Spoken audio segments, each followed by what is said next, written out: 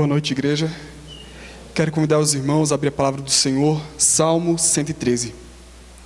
E diz assim o texto: Aleluia, louvai servos do Senhor, louvai o nome do Senhor.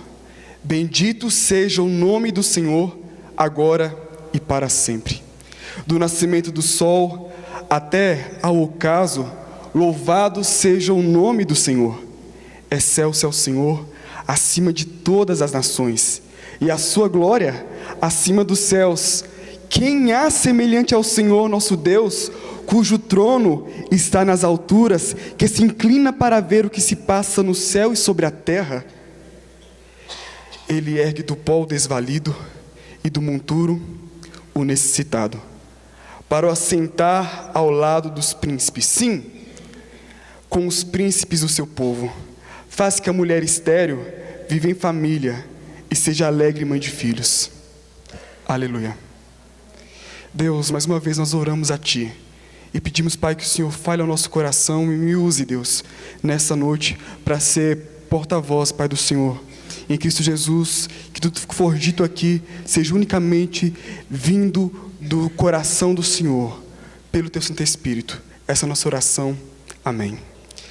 E se tivéssemos que desligar os nossos sons, não mais ouvir a voz com a ajuda do microfone, não mais ouvir os instrumentos com a ajuda desse som potente, se tivéssemos que desligar hoje os sons dessa igreja, para que, de fato, nós viéssemos adorar a Deus somente com a voz natural, o que seria da igreja? Algumas igrejas ficariam vazias. Os cultos de jovens ficariam vazios. Por quê? Porque nós, envolvidos por essa cultura, nós ligamos a rotina, santificamos nosso ritual, pensando que, de fato, louvor é somente quando o som do violão toca. Nós pensamos que, de fato, louvor e adoração é somente quando o piano toca cada acorde que toca o seu coração. Quando a pessoa que está aqui na frente começa a cantar de maneira tão profunda que toca a nossa alma.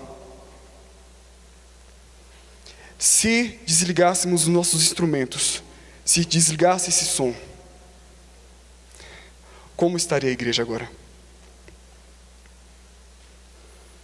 Isso aconteceu em 1990, numa das igrejas da Inglaterra. O pastor analisou a igreja, observou a igreja e fez o quê? Ele pediu para que o ministério de louvor ficasse um bom tempo de repouso, descansando, para que não mais usassem os instrumentos, para que não mais usasse o microfone, e para que a igreja pudesse aprender a partir daquele dia o que é adoração, o que é a essência da adoração. Só que, no final, eu vou voltar com essa história. Quando nós lemos o Salmo 113, nós percebemos que esse Salmo é um Salmo de adoração.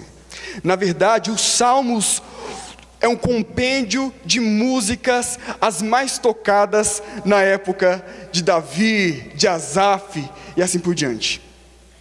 Eram as músicas mais tocadas. Na verdade, elas eram cantadas na adoração do povo judeu.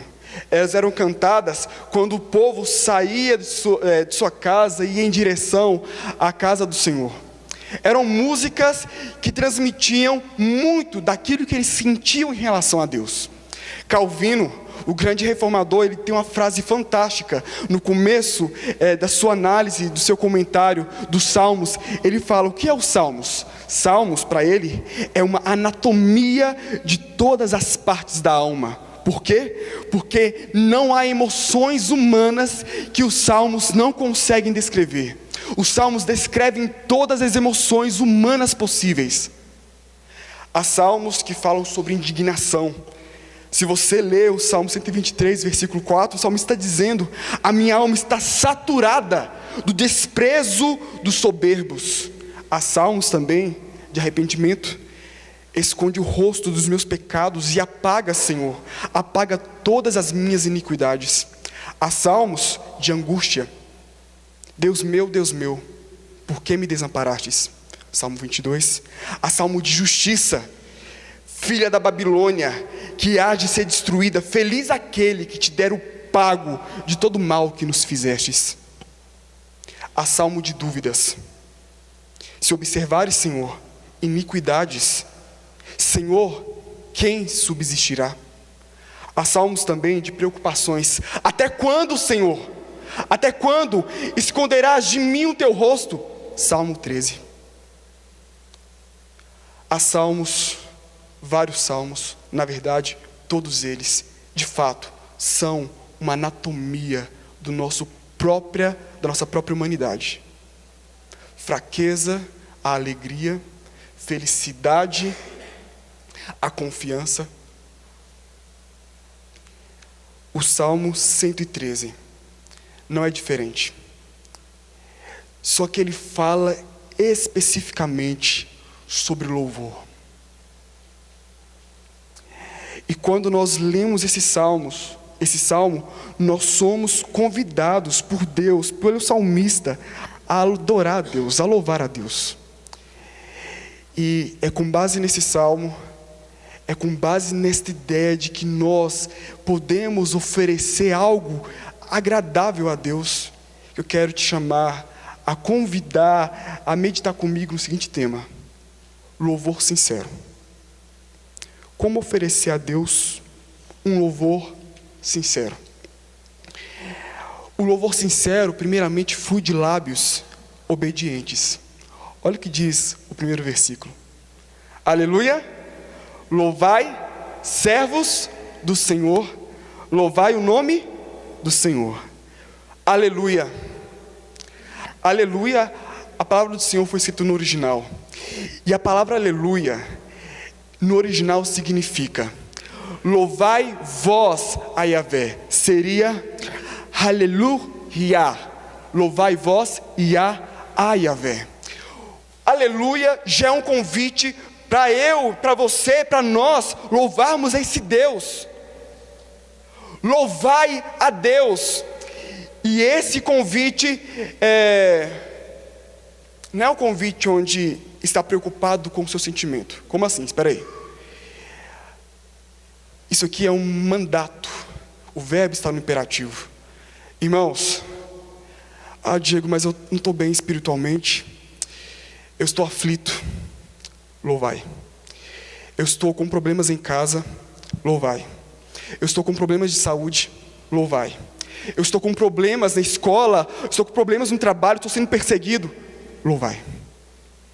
Louvai vós a Yahvé. Louvai, louvai e louvai. Isso aqui é uma ordenança. É no dia da dor eu devo louvar, no dia da alegria eu devo louvar, eu devo louvar a Deus a todo tempo, a todo instante. Louvai a Deus, louvai vós a Yahvé. É uma ordenança comunitária para que nós aqui, hoje, no agora, louvemos a Deus. Louvai vós a Yahvé. Hoje de manhã eu contei um pouco da minha experiência quando adolescente. Eu fui muito marcado pela vida do meu avô, que foi um homem de oração, um homem que buscava a Deus todo dia à noite, 5 horas da manhã. Se você quisesse, se tivesse acordado, poderia passar na casa dele, estava lá orando pela família. E eu lembro que ele, antes de morrer, ele morreu, contei hoje de manhã, que ele morreu porque ele foi acometido de um câncer de próstata, mas uma semana antes da sua morte, nós estávamos lá, a família toda abalada, mas toda vez que você ia no quarto do meu avô, eu fui impactado por isso, porque eu chegava lá no quarto dele, ele colocava a mão sobre a região que estava doendo, e ele estava cantando a Deus, ele estava louvando, e ele louvava, e ele louvava, e ele louvava. Aquela cena me marcou, porque eu percebi de fato que grandes louvores surgem quando nós estamos passando pelo deserto. Grandes louvores a Deus surgem quando de fato nós somos atribulados, ou nós estamos passando por alguma situação difícil. Os louvores sinceros surgem nesse momento. E o louvor é uma ordem.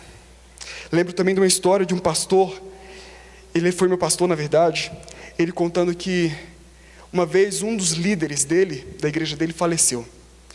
E as mulheres da casa desse líder eram mulheres tementes a Deus.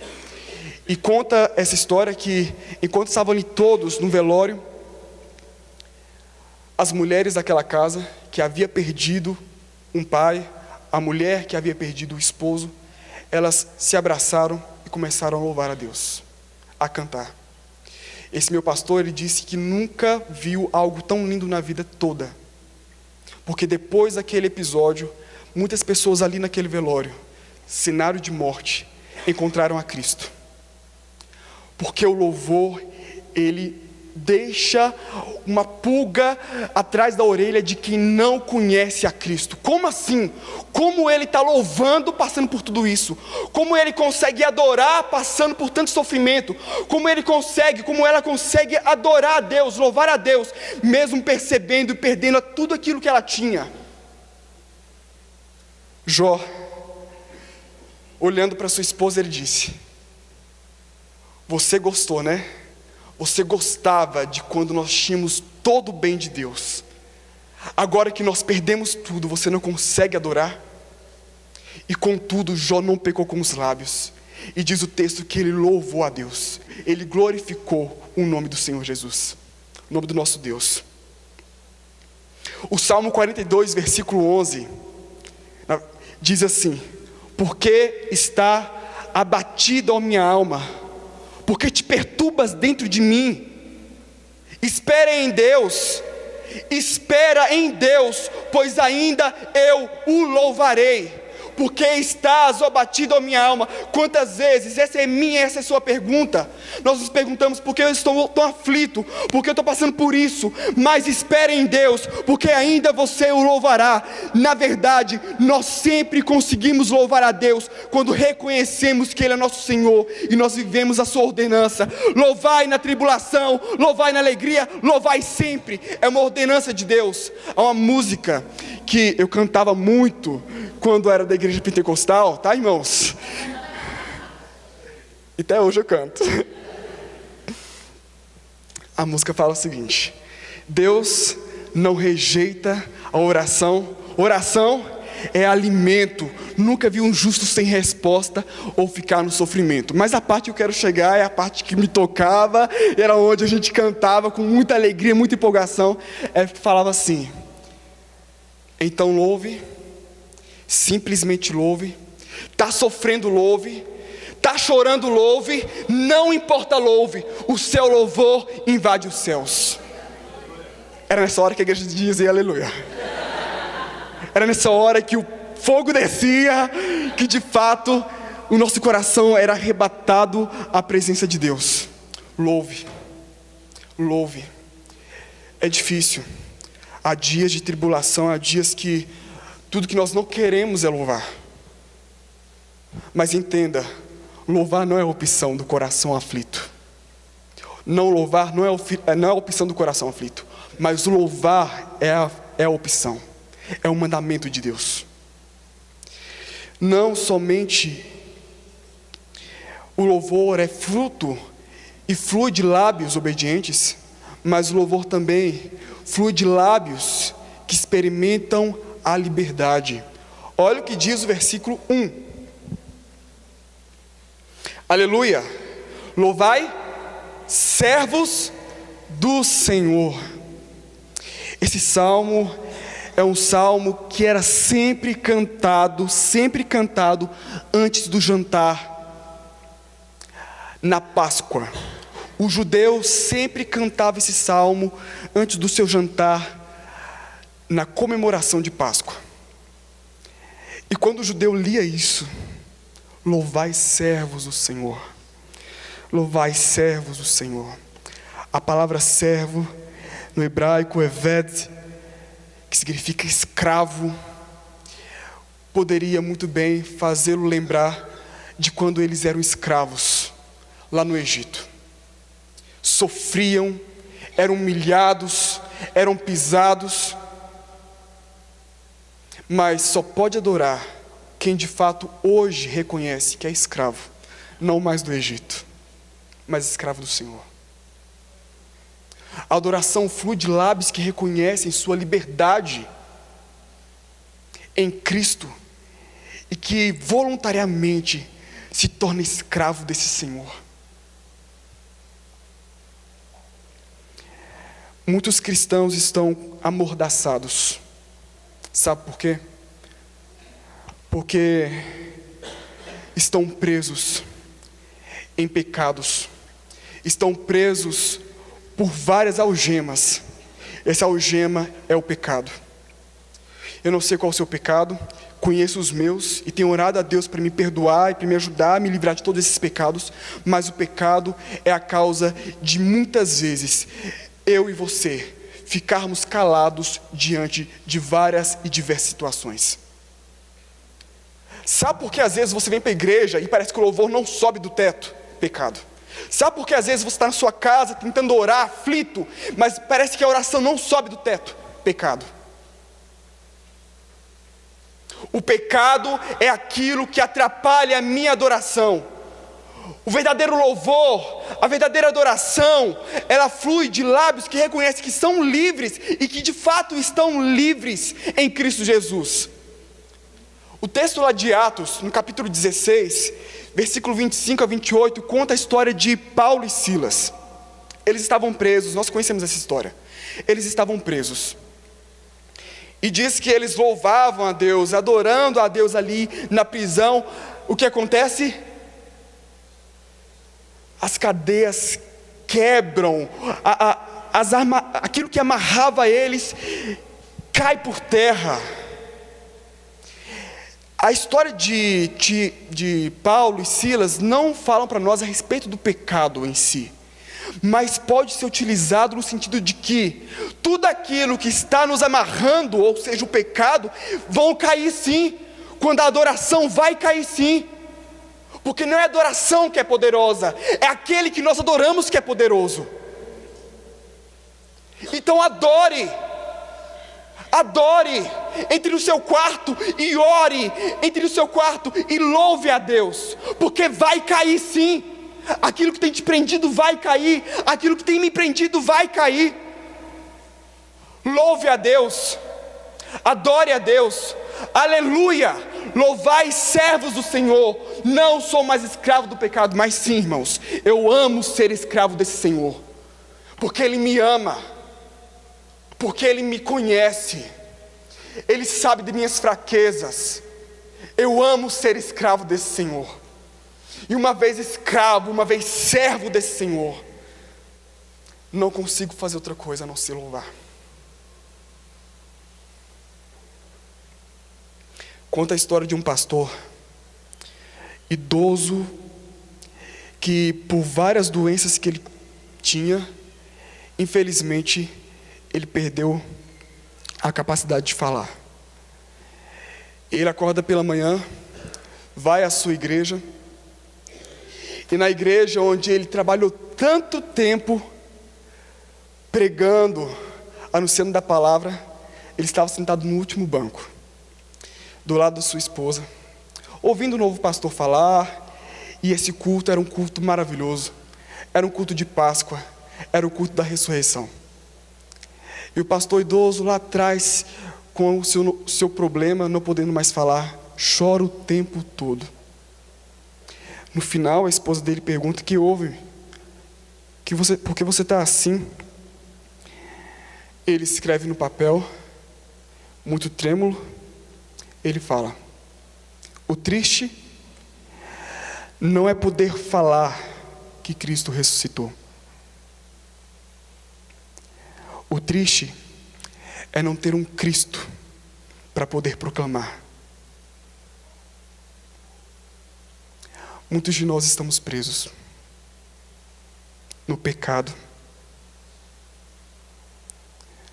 Se você perder a voz, o triste não é perder a voz, mas é não ter um Cristo. É não poder falar: eu tenho um libertador. E a minha oração sincera, irmãos, é que Deus venha te livrar essa noite. Que Deus venha fazer cair por terra todas as amarras, todas as cadeias, tudo aquilo que tem prendido o teu ser. o verdadeiro louvor, o sincero louvor, flui de lábios que experimentam a liberdade. Não somente a liberdade, mas se você ler comigo, de novo, o versículo 1, versículo 2, versículo 3, você vai perceber que o verdadeiro louvor flui de quem reconhece o seu Deus.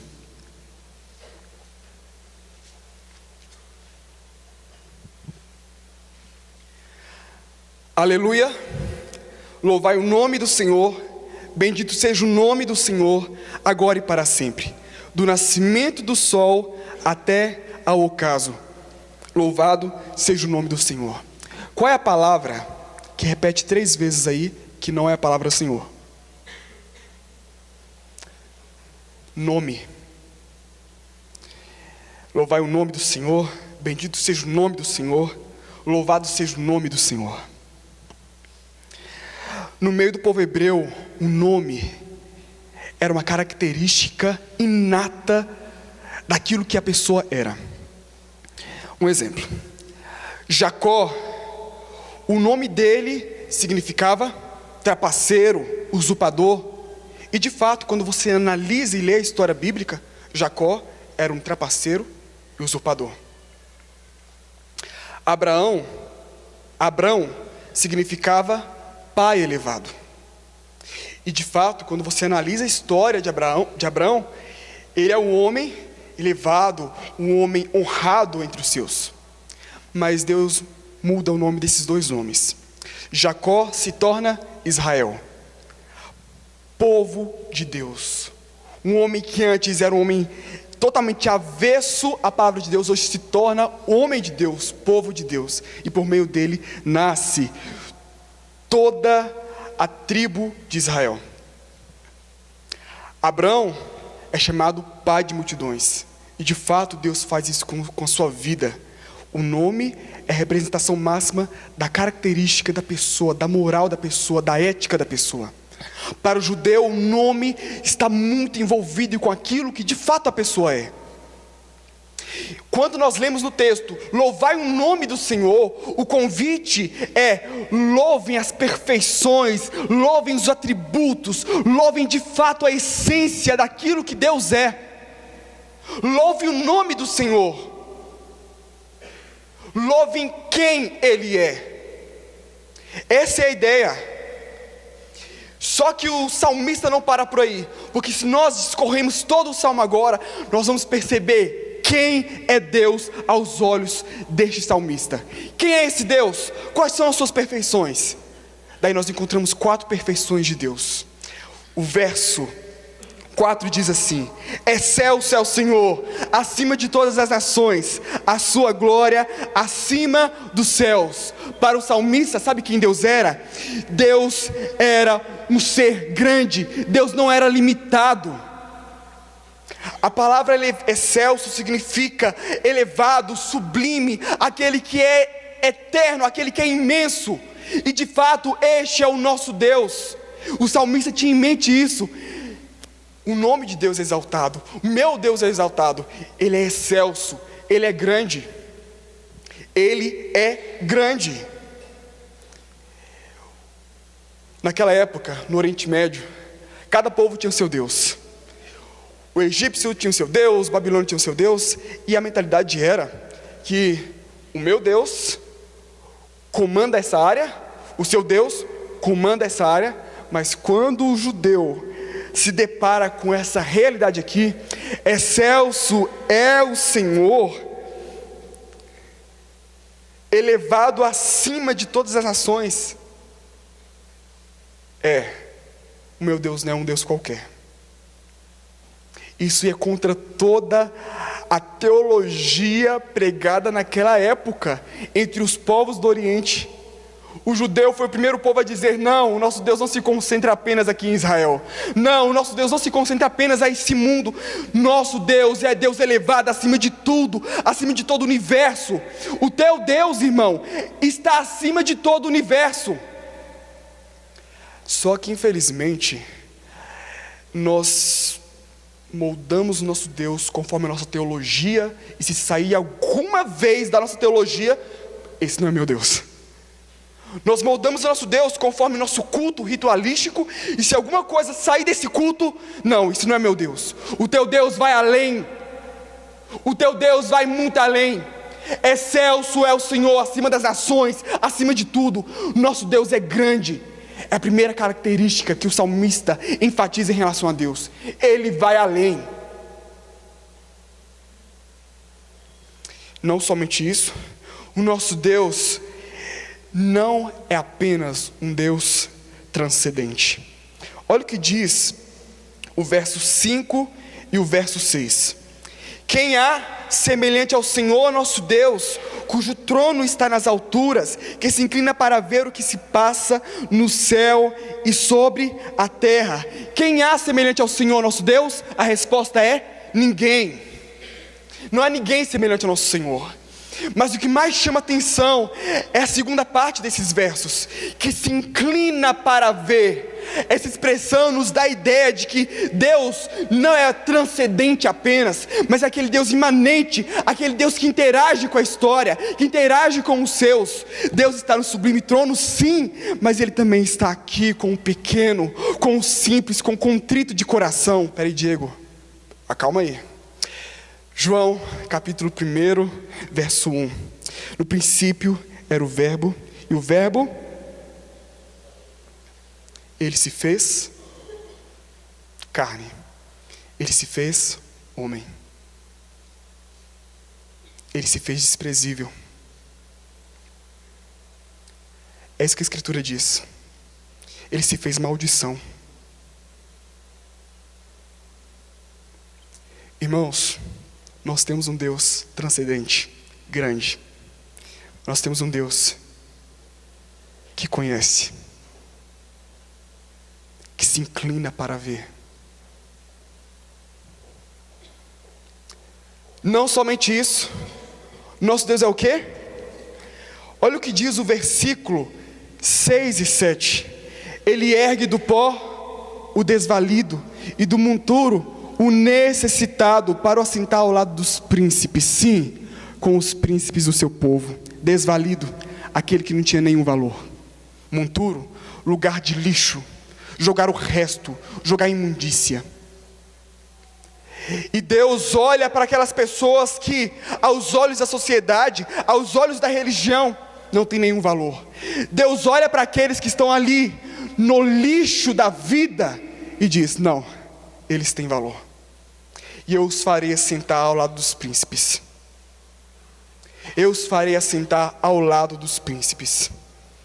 Irmãos, nós temos nesses versos aqui a descrição de um Deus amável e que não é segregador. Deus não está de olho somente naquele que é o fariseu, que é o publicano, que é o conhecedor da lei, que é o escriba, mas Ele está de olho na viúva, Ele está de olho nos rejeitados fora de Jerusalém, Ele está de olho naqueles que estão cheios de doença e que não pode viver no convívio do povo. Ele está de olho na prostituta, Ele está de olho no homossexual, Ele está de olho principalmente daquele que é cristão. Esses precisam da graça dele.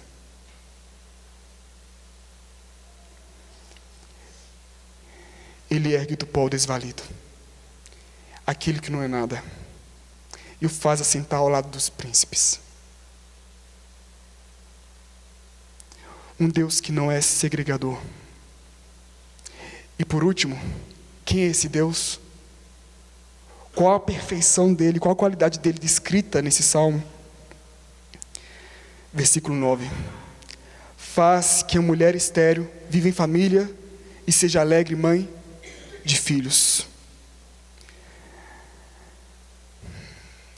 A mulher estéril é a melhor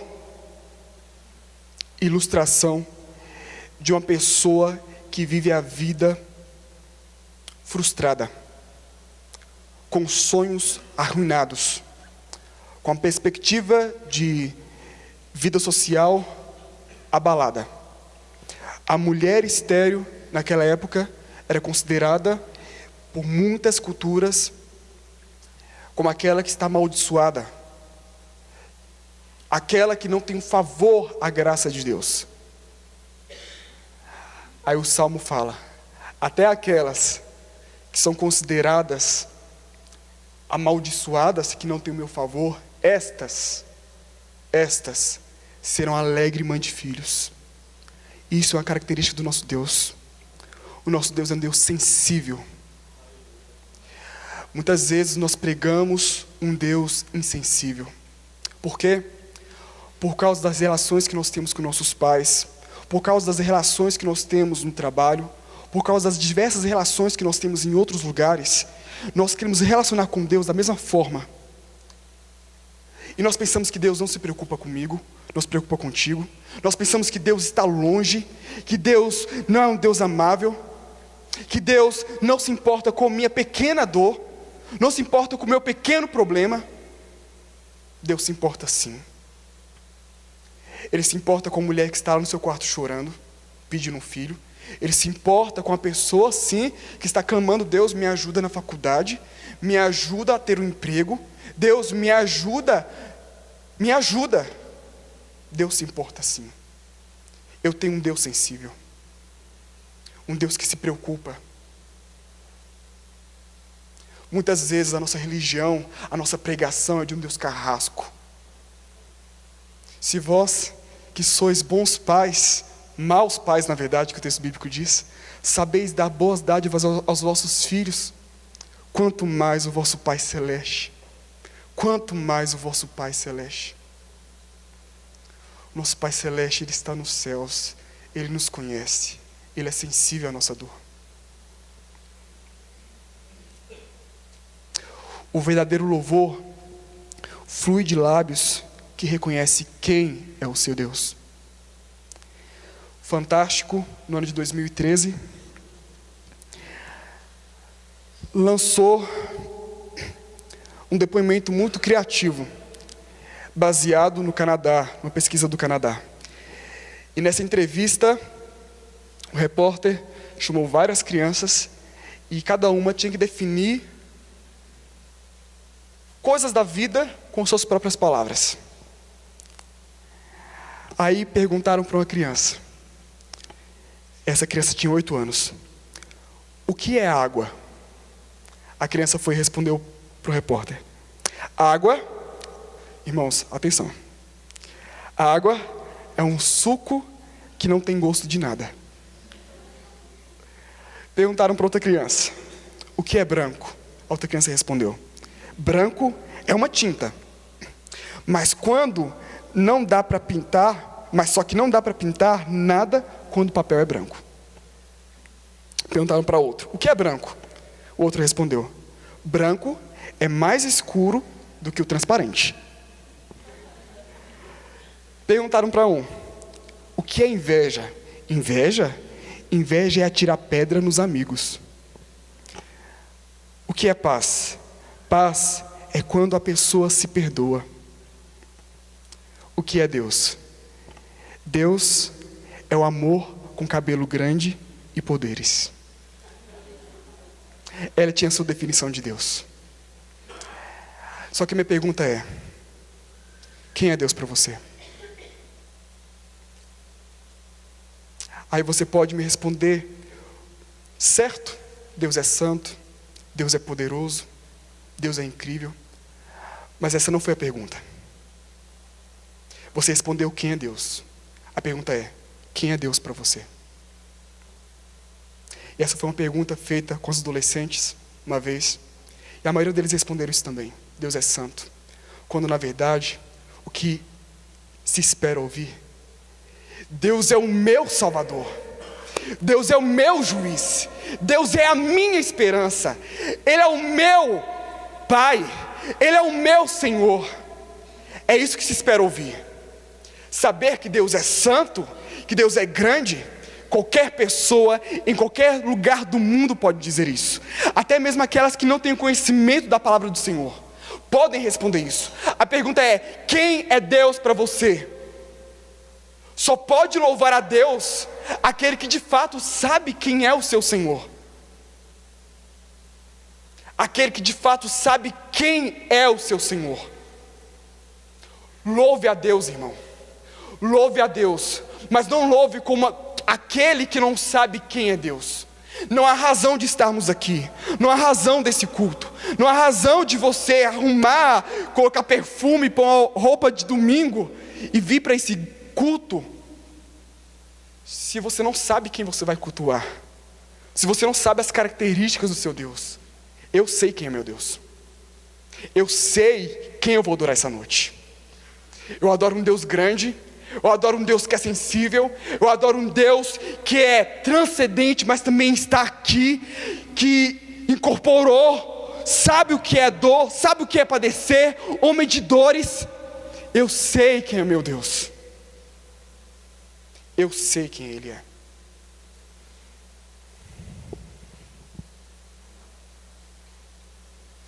Hebreus capítulo 13, no versículo 15 diz assim: por meio de Jesus, ofereçamos a Deus sempre, por meio de Jesus, ofereçamos a Deus sempre sacrifícios de louvor, que é fruto de lábios que confessam o seu santo nome. Depois dessa pregação, só quero dizer o seguinte: é impossível você se sentir desafiado e querer de fato louvar a Deus, e amar a Ele, se você não faz isso por meio de Jesus.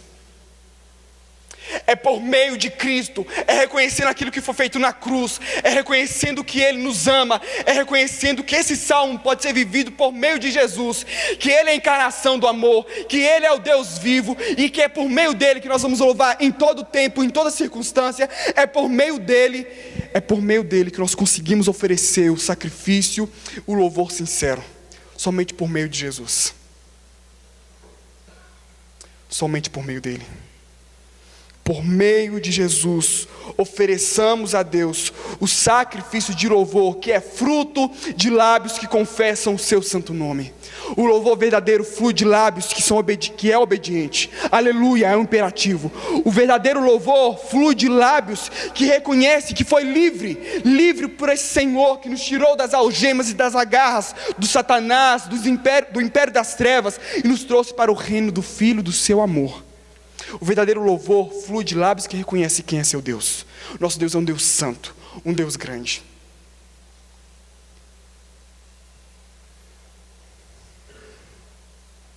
Eu comecei dizendo a história da igreja.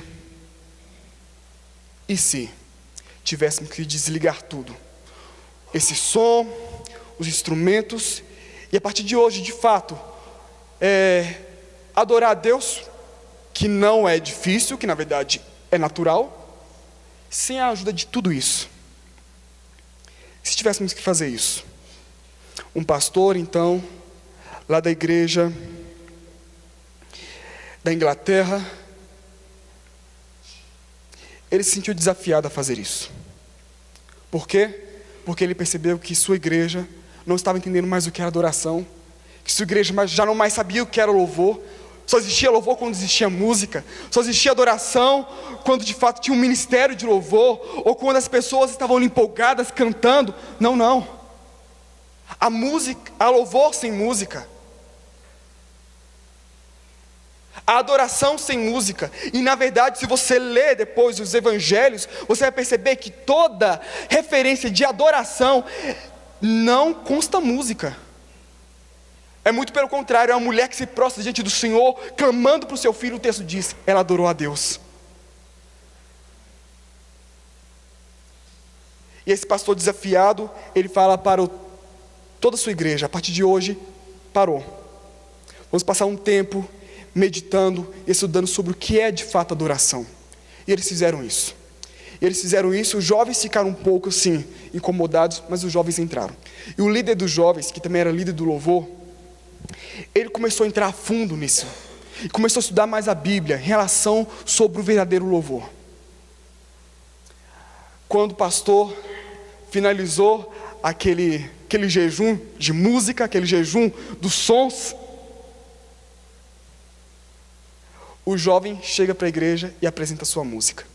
Eu quero ler para os irmãos a música que esse jovem compôs. Vou ler a tradução.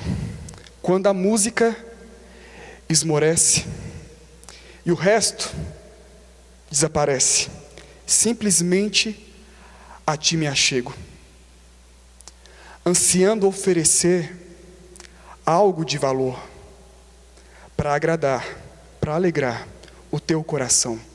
Mais que uma canção eu te darei, pois apenas uma canção não é isso que o Senhor quer de mim. Mais profundo busca, Senhor, do que os olhos podem ver. Tu queres o meu coração. Estou voltando à essência da adoração, e a essência és tu. Eu quero te convidar a voltar à essência da adoração.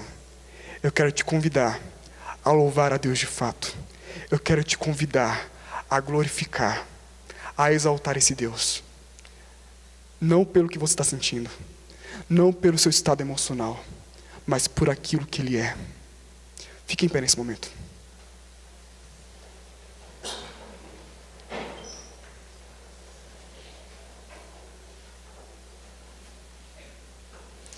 Deus, nós estamos aqui nessa noite e nós queremos te louvar, Deus. Nós queremos te louvar, Deus. Nós queremos louvar o nome do Senhor. Nós não conhecemos, Pai, a história de ninguém aqui profundamente. Nós não sabemos aqueles que estão passando por situações difíceis, Pai, em casa. Nós não sabemos aqueles que estão passando por dificuldades no emprego. Nós não sabemos aqueles que estão, Pai, sofrendo e padecendo porque a família está sendo destruída. Nós não sabemos, Deus. O Senhor o conhece. O Senhor é o Deus sensível. E nós, Pai, queremos, Pai, louvar o Teu nome, porque, Pai, é com muito louvor, é com muita alegria que nós reconhecemos quem é o nosso Deus. E nós queremos, Pai, voltar à essência, Pai, adorar o Senhor em verdade, adorar o Senhor em espírito, Pai, adorar o Senhor, Pai, andando, caminhando, Pai, cantando, Pai, adorar o Senhor em casa, adorar o Senhor, Pai, no conforto da nossa casa, adorar o Senhor, Pai, na triste situação do hospital, adorar o Senhor, Pai, na triste situação, Pai, da perda, Pai, de membros da nossa família, Deus. Queremos, Pai, adorar o Senhor, Deus, louvar o Teu santo nome. Nos ajude, Jesus, nos ajude, Senhor, em Cristo Jesus, a oferecer ao Senhor, a oferecer a Ti o perfeito, a sincera adoração. Essa é a nossa oração.